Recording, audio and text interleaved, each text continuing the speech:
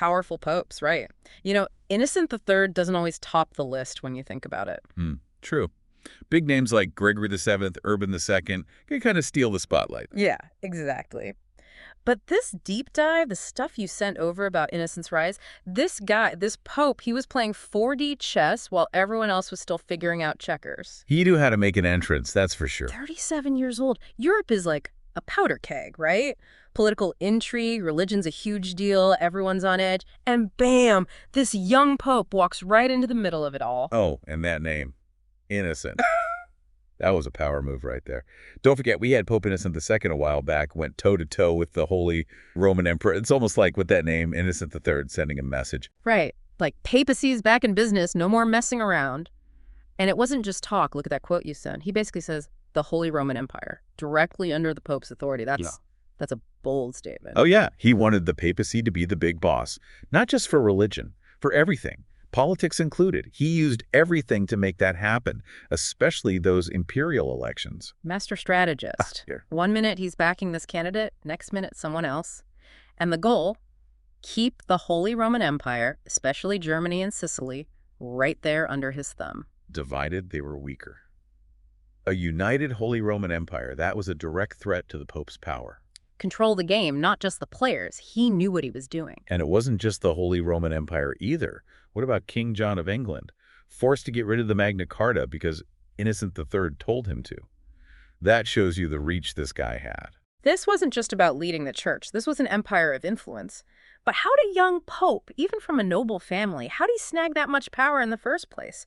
We gotta dig into the world of medieval politics, see where the papacy fit in all this. Okay, so Innocent III, this mastermind pope, consolidating power left and right. But then we get to the Fourth Crusade.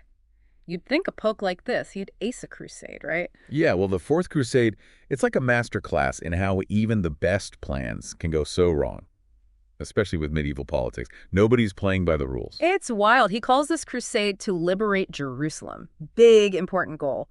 It ends with his crusaders sacking Constantinople, a Christian city. How does that even happen? Remember that whole powder keg thing we talked about?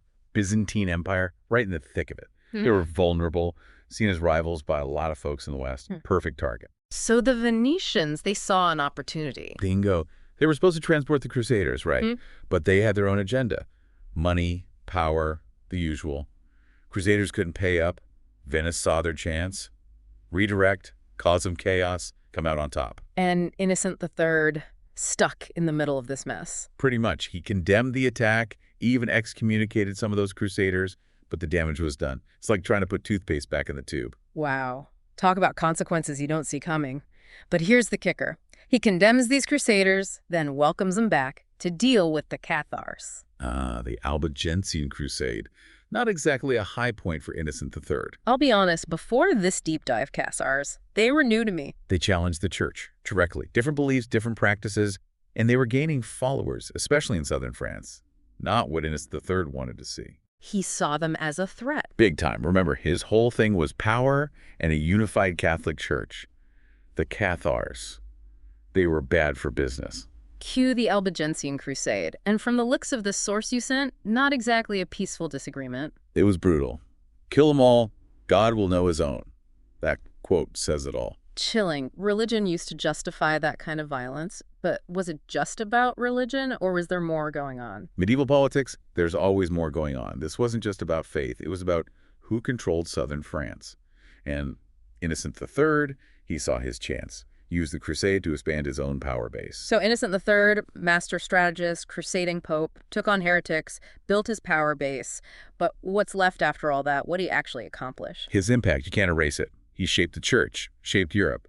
And not just with crusades and power plays, though those were big. Right, like the Fourth Lateran Council. That was a big deal, right? Changed the game. Huge. This wasn't just a meeting. This was Innocent III laying down the law. Literally, canon law, church teachings, the whole structure of the church. He set that in motion. And it lasted centuries. All those decrees, I was reading through them. Eucharist, confession, even how people should dress, Jews and Muslims. It's incredibly detailed. Innocent III, he got it.